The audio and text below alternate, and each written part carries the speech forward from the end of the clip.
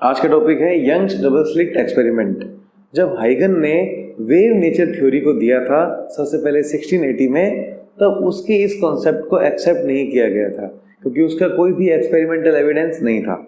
उसके बाद Thomas young ने 1801 में एक एक्सपेरिमेंट किया और यहाँ से उन्होंने लाइट के नेचर को बताया। तो ये एक्सपेरिमेंट इजी है, इसलिए इम्पोर्टेंट है क्योंकि यहाँ से सबसे पहले एक्सपेरिमेंटल एविडेंस हुआ था लाइट के नेचर के लिए। तो उन्होंने क्या किया, इससे पहले एक ग्रिमेल्ड एक साइंटिस्ट और थे, उन्होंने भी ये एक्सपेरिमेंट किया था, लेकिन उन्होंने मोनोक्रोमेटिक लाइट की जगह ली थी सनलाइट, और जिससे उन्हें इंटरफेरेंस पैटर्न नहीं मिला। तो यहाँ पर क्या होता है, सबसे पहले उन्होंने मोनोक्रोमेटिक लाइट ली और ये मोनोक्रोमेटिक रेज हैं, ये देखिए रेड वाली रेज हैं, और रेज की परपेंडिकुलर होता है वेव फ्रंट। तो ये वेव फ्रंट और ये पैरेलल रेज हैं, इसलिए जो वेव फ्रंट है ये है प्लेन वेव फ्रंट। तो प्लेन वेव फ्रंट सबसे पहले इंसिडेंट होता है स्लिट पर, और इस जो पॉइंट स्लिट पर इंसिडेंट होने से इस बार जो हमें ये वेव फ्रंट मिलते हैं वो स्फेरिकल वेव फ्रंट मिलते हैं। तो उन्होंने क्या किया कि मोनोक्रोमेटिक लाइट को एक नैरो स्लिट पर इंसिडेंट किया। उसके बाद जो हमें वेव्स मिली वो सारी डायरेक्शन में स्प्रेड हो रही थी, फैल रही थी। इस वेव को उन्होंने 2 और स्लिट पर जाने दिया। ये दोनों स्लिट्स अब किस तरह बिहेव कर रही हैं, कोहेरेंट सोर्स की तरह। क्यों? क्योंकि इनके दोनों इनिशियल सोर्स सेम है।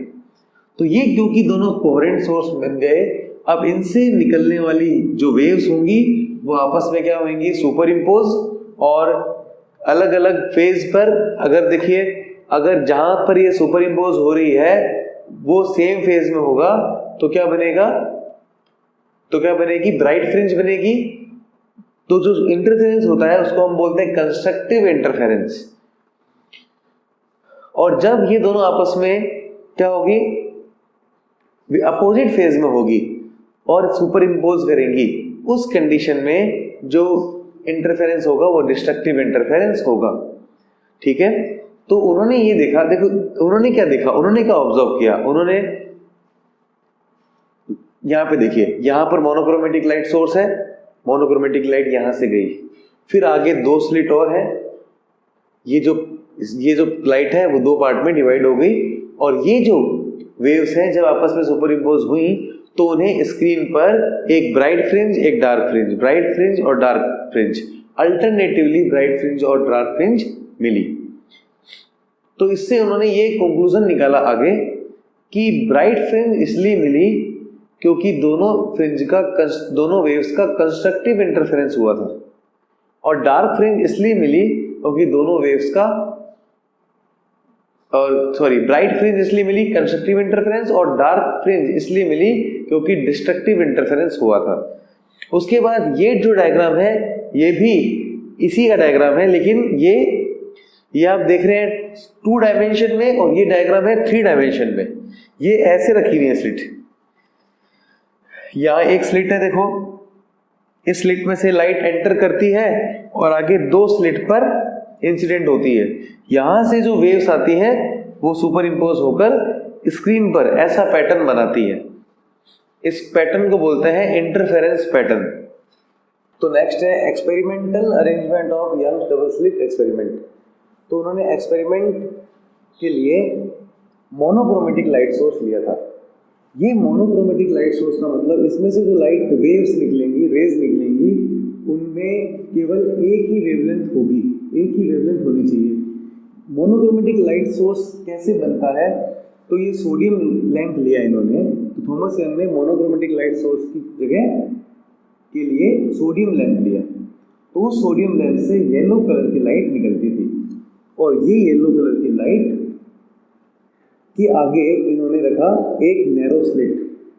देखिए अभी ये जो मोनोक्रोमेटिक लाइट सोर्स जो सोडियम लैंप लिया, इसके आगे हमें ये स्लिट एस लगाने की जरूरत क्यों पड़ी? हम इस लाइट को डायरेक्ट ही इन पर इंसिडेंट करवा सकते थे और ये दोनों सोर्सेस काम कर सकते थे। यहाँ से लाइट ओवरलैप होकर क्या बनते, इंटरफेरेंस पैटर्न बन सकता था। लेकिन इसके आगे ये लाइट इसलिए लगाई क्योंकि ये एक सोडियम लैंप है जिससे येलो लाइट एमिट हो रही है और मोनोक्रोमेटिक लाइट निकल रही है। इस सोडियम लैंप के अलग अलग पॉइंट से जो रेज निकल रही थी, जो वेव्स निकल रही थी, वो कोहेरेंट नहीं थी। तो ये जो लैंप था वो कंप्लीटली कोहेरेंट सोर्स की तरह काम नहीं कर रहा था, इसलिए इसको छोटे सी एक स्लिट से पास कराया। तो जब लाइट का जो छोटी सी स्लिट से पास हुआ तो यहां से निकलने वाली लाइट मतलब काफी ज्यादा कोहेरेंट थी। ठीक है, तो यहां पे हमने स्लिट एस इसलिए लगाया ताकि कोहेरेंस को इंक्रीज कर सके, कोहेरेंट लाइट सोर्स बना सके। तो primary light source is a monochromatic source, then this monochromatic light is allowed to pass through narrow slit.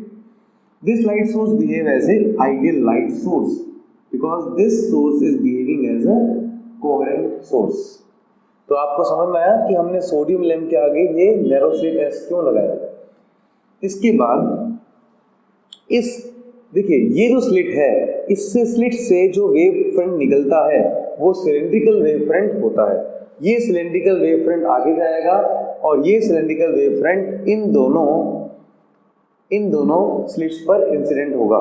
इन दोनों स्लिट्स से जो सिलेंड्रिकल वेव फ्रंट फिर से निकलेंगे वो आपस में ओवरलैप हो जाएंगे और ओवरलैप होकर इस स्क्रीन पर अगर सेम फेज पे ओवरलैप होते हैं तो उस रीजन्स पर यहाँ पर बनेंगे ब्राइट बैंड और अपोजिट फेज पर ओवरलैप होने पर डार्क बैंड्स। सेम फेज पर ब्राइट, अपोजिट फेज पर डार्क। तो इस तरह से ये पैटर्न बनेगा और इस पैटर्न को हम बोलते हैं इंटरफेरेंस पैटर्न। तो cylindrical wave front produced by slit S then falls on two narrow closely spaced slits S1 and S2. The cylindrical waves emerging from the slits overlap. Here slits S1 and S2 are equidistant from S. S1 की distance S1 S से और S2 की distance S से same है and behave as coherent sources. ये दोनों भी light के क्या हैं? coherent sources, क्योंकि इन दोनों के लिए एक ही सोर्स है। The waves leaving from S1 and S2 interfere and produce alternate bright and dark bands on the screen. तो नेक्स्ट है important observation from Young's double slit experiment. तो पहला ऑब्जर्वेशन है if one of the two slits is closed then the interference pattern is disappear. It means two coherent sources are required for interference pattern. तो जो slits हमने जो diagram में आप देखिए S1 और S2 दो स्लिट हैं, उसमें से एक स्लिट को भी अगर बंद कर दें तो जो स्क्रीन है वहां पर हमें इंटरफेरेंस पैटर्न नहीं दिखेगा। इसका मतलब इंटरफेरेंस के लिए हमें दो सोर्स रिक्वायर होने जरूरी है। Second point, if white light is used in place of monochromatic light then fringes formed at the screen are colorful and of unequal width. तो मोनोक्रोमेटिक लाइट की जगह अगर हम व्हाइट लाइट लेंगे तो व्हाइट लाइट में बहुत सारी वेवलेंथ के कलर होते हैं, तो उनमें क्या होगा, डिस्पर्जन हो जाएगा और जो हमें फ्रिंजेस मिलेंगी वो कलरफुल मिलेंगी और अनइक्वल विड्थ की मिलेंगी। इसका मतलब हमें मोनोक्रोमेटिक लाइट चाहिए होता है दो सोर्सेज हमें चाहिए होते हैं। तीसरा, अगर हम दो इंडिपेंडेंट सोर्सेज ऑफ लाइट ले लें, इंडिपेंडेंट सोर्सेज ऑफ लाइट का मतलब है कि दोनों अलग अलग सोर्स लें। जैसे अभी आप S1 और S2 जो सोर्स हैं डायग्राम में देखिए, वो दोनों सोर्सेज इंडिपेंडेंट नहीं है, उन दोनों सोर्सेज का इनिशियल सोर्स एक ही है और वो दोनों सोर्सेज कोहेरेंट सोर्सेज हैं। तो S1 और S2 की जगह हम दोनों अलग अलग सोर्स ले लें तो वो इंडिपेंडेंट सोर्स होते हैं।